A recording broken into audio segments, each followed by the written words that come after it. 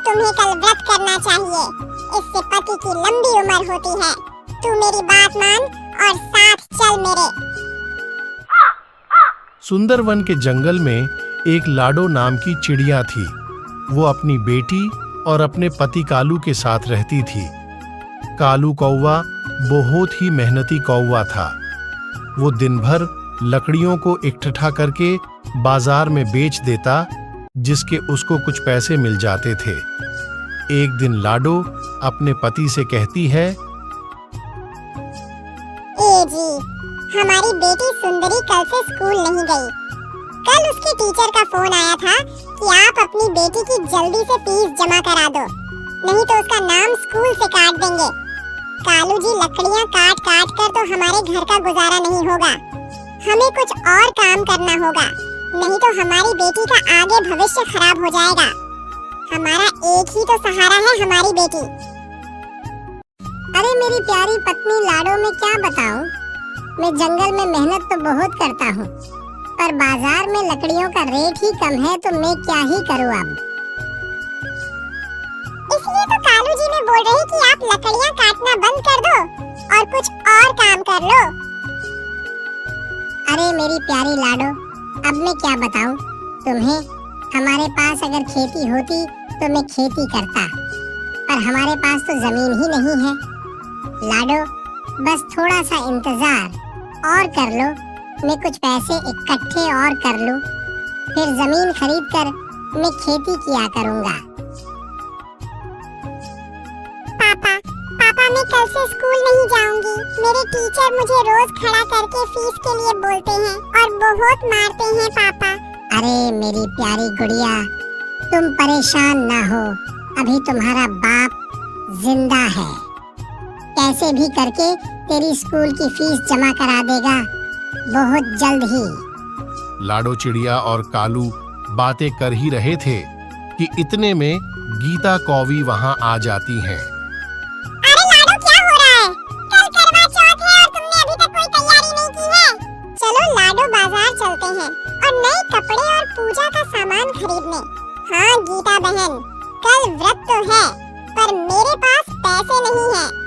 पूजा का सामान कैसे लाऊंगी? हमारे घर के हालात भी ठीक नहीं हैं। आप चले जाओ। अरे लाडो, तुम्हें कल व्रत करना चाहिए, इससे पति की लंबी उम्र होती है। तू मेरी बात मान और साथ चल मेरे। अरे नहीं बहन, मैं नहीं जाऊंगी, मेरे पास बिल्कुल भी पैसे नहीं हैं। आप जाओ। तभी लाडो का पति बोलता है, चली जाओ लाडो, तुम भी और सामान ले आओ।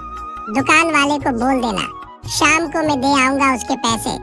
उधार में ले आना, अब तो तुम जाकर आओ, मैं जंगल में जाता हूँ।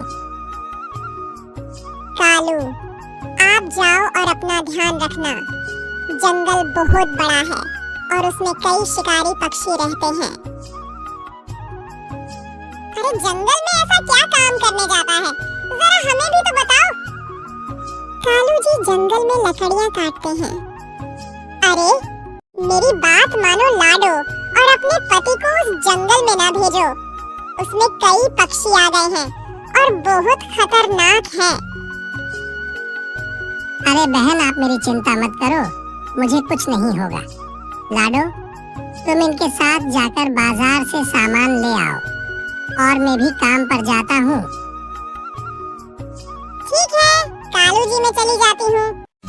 अब लाडो चिड़िया गीता कौवी के साथ बाजार आ जाती है। अब लाडो और गीता कौवी दुकान पर आ जाती हैं और सामान खरीदने लगती है। अरे काका, आप मुझे पूजा का सारा सामान दे दो। मेरे पति शाम को आकर आपके पैसे दे जाएंगे। हाँ बेटी, ये लो, मैंने इसमें पूजा का सारा सामान रख दिया है। पैसों की कोई बात नहीं है, जब हो तब दे देना। अब लाडो सामान लेके घर आ जाती है। अगले दिन सवेरे से लाडो चिड़िया अपना व्रत शुरू कर देती है। भूखी प्यासी बैठकर अपने पति का इंतजार कर रही थी। तभी रानी चिड़िया वहां पर आ जाती है। अरे लाडो बहन, तुम्हारे पति कालू पर जंगल में लकड़ियां गिर गई हैं और वो उनके नीचे दब गया है। जल्दी चलो तुम। हे भगवान, मेरे कालू जी को क्या हो गया है? भगवान उनकी रक्षा करना। चलो बहन, जल्दी से उनके पास। अब रानी और लाडो जल्दी से जंगल में कालू के पास आ जाती है। लाडो कालू को ऐसे हाल में देखकर कहती है, कालू जी आप परेशान ना हो, मैं आ गई हूँ अब। अब लाडो चिड़िया लकड़ियां हटाने लगती है। लकड़ियों के दबने की वजह से कालू कौवे को बहुत चोट आ गई थी। अरे लाडो बहन, कालू को तो बहुत चोट आ गई है, इसको जल्दी से हॉस्पिटल ले जाना होगा। ऐसे अब लाडो चिड़िया और रानी चिड़िया कालू कौवे को हॉस्पिटल लेकर आ जाती है और डॉक्टर को दिखाती हैं। तो डॉक्टर कहता है, अरे बाप रे बाप, तुम्हारे पति को तो बहुत चोट आई, इसका बचना मुश्किल है। अरे डॉक्टर साहब, आप ऐसा ना कहें, मेरे पति को कैसे भी बचा ले। अब थोड़ी देर बाद रानो चिड़िया कालू कौवे से मिलने हॉस्पिटल आती है।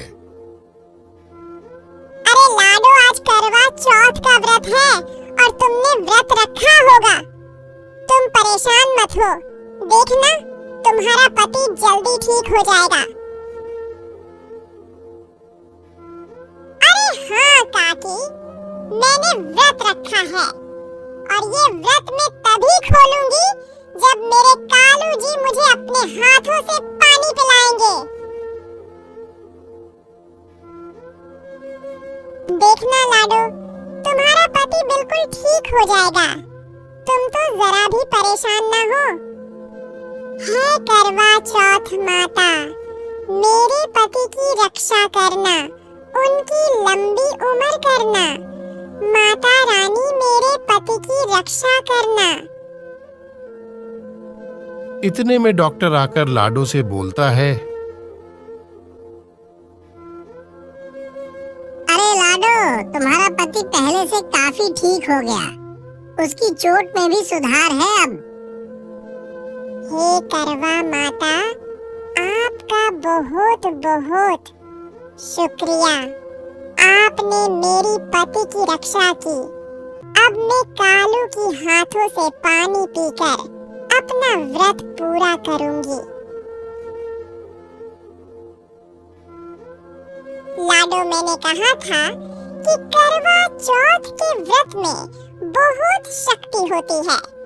देखा, कालू बिल्कुल ठीक हो गया। अब तू एक काम कर, जल्दी से अपने पति को घर लेकर जा और अपना व्रत पूरा कर। हाँ काकी, मैं जा ही रही हूँ बस। थोड़ी देर बाद लाडो चिड़िया अपने पति को घर ले आती है और अपना व्रत खोलती है।